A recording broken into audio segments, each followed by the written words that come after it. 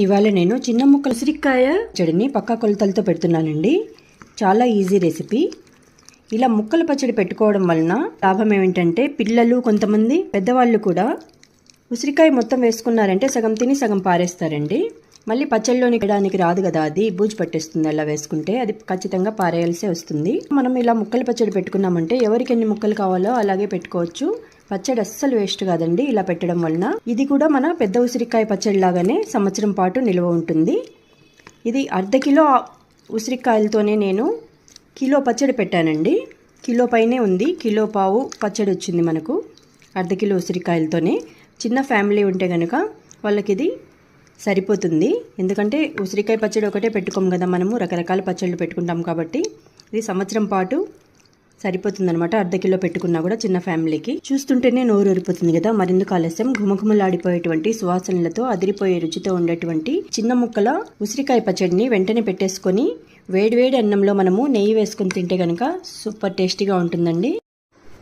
ఉసిరికాయ ముక్కల పచ్చడి కోసము దోరగా ఉన్నటువంటి అర్ధ కిలో ఉసిరికాయలను తీసుకొని బాగా శుభ్రంగా కడిగి తుడుచుకున్నానండి. ఇప్పుడు ఒక ఉసిరికాయను తీసుకొని ఇలా మధ్యలో గీతలు కనిపిస్తున్నాయి కదా, అక్కడ నుంచి మనము ఘాట్లు పెట్టుకోవాలండి. ఇలా గీతల్లో అన్ని ఉసిరికాయలకు ఘాట్లు పెట్టేసుకోవాలి. ప్యాన్లోనికి ఒక కప్పు ఆయిల్ను తీసుకుని ఘాట్లు పెట్టుకున్నటువంటి ఉసిరికాయలను ఇందులోనికి వేసేసేయాలండి. ఈ ఉసిరికాయలను మనము మూత పెట్టి సిమ్ టు మీడియం ఫ్లేమ్లో కలుపుకుంటూ ముక్కలు మెత్తపడేంత వరకు ఉడికించుకోవాలన్నమాట. విచ్చుకుంటున్నాయి ఇవి న్యాచురల్ గానే. ఇట్లా విచ్చుకునేంత వరకు మనము ఉడికించుకోవాలి. ఘాట్లు పెట్టినందుకు తొందరగా విచ్చుకుంటాయి అనమాట. ఇప్పుడు వీటిని మూత పెట్టి చల్లారేంత వరకు పక్కన పెట్టేద్దాము. ఉసిరికాయలు ఇప్పుడు చల్లారిపోయాయండి. వీటిని బౌల్లోనికి తీసేద్దాము. ఇప్పుడు వీటిని ఊరికే వేలుతో ఇలా అంటేనే గొప్పలుగా ఊడిపోతాయండి.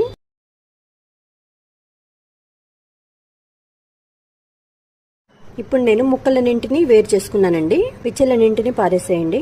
మిగిలిన ఆయిల్లోనికి 1 టేబుల్ స్పూన్ ఆవాలు వేస్తున్నాను. 2 టేబుల్ స్పూన్ల వెల్లుల్లి. ఇప్పుడు ఆవాలు చిటపటలాడుతున్నాయి, స్టవ్ ఆర్పేసేయాలి.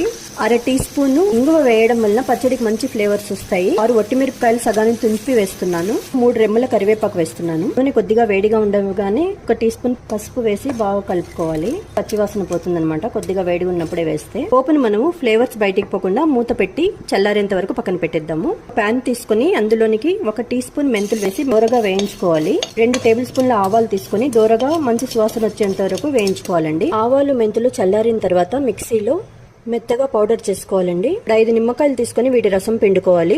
ఇప్పుడు ఉసిరికాయ ముక్కల్లోనికి మనం పొడి కొట్టుకున్నటువంటి మెంతుల ఆవాల పిండిని వేసేస్తున్నాను. ఇందులోనికి 1/2 కప్పు రెడ్ చిల్లీ పౌడర్ అండి. ఇది గ్రామ్స్లో అయితే 50 గ్రామ్స్. 1/2 కిలో ఉసిరికాయలకు 1/2 కప్పు కారం పడుతుంది. ఇప్పుడు మిక్సీ బౌల్లోనికి నేను 1/3 వంతు ఉప్పును తీసుకుంటున్నాను. ఇది కొలత ప్రకారము గ్రామ్స్లో అయితే 50 గ్రామ్స్ అండి. 50 గ్రామ్స్ కారము, 50 గ్రామ్స్ ఉప్పు, 1/2 కప్పు వెల్లుల్లిని వేసి ఉప్పుతో పాటు మనము పేస్ట్ చేసుకోవాలి. ఉప్పు వెల్లుల్లిని ఇందులోనికి వేసేస్తున్నాను. 5 నిమ్మకాయల రసం అండి, దీన్ని కూడా వేసేసేయాలి. ఇప్పుడు మనం పోపు బాగా చల్లారిపోయిందండి, దీన్ని కూడా ఇందులోనికి వేసేసేయాలి. ఇప్పుడు వీటన్నింటినీ వేసిన తర్వాత పచ్చడిని ముక్కలకు బాగా స్పైసెస్ అన్ని పట్టేట్లు కలుపుకోవాలండి. స్పైసెస్ అన్ని కలిపిన తర్వాత పచ్చడిని మూత పెట్టి ఒక రోజంతా వదిలేసేయాలండి. ఒక రోజు తర్వాత నూనెంతా ఎలా పైకి తేలిపోయిందో చూడండి. ఒకసారి దీన్ని మళ్ళీ బాగా కలిపిన తర్వాత ఉప్పు సరి చూసుకొని దీన్ని జాడీలో భద్రంగా పెట్టేసుకొని ఫ్రిడ్జ్లో పెట్టుకున్నామంటే సంవత్సరం వరకు చెడిపోకుండా ఉంటుందండి. ఇది దీని రంగు, రుచి అంతా ఇవాళ ఎలా పెట్టామో జాడీ ఖాళీ అయ్యే నాటికి లాస్ట్ ముక్క వరకు కూడా అదే టేస్ట్తో ఉంటుంది.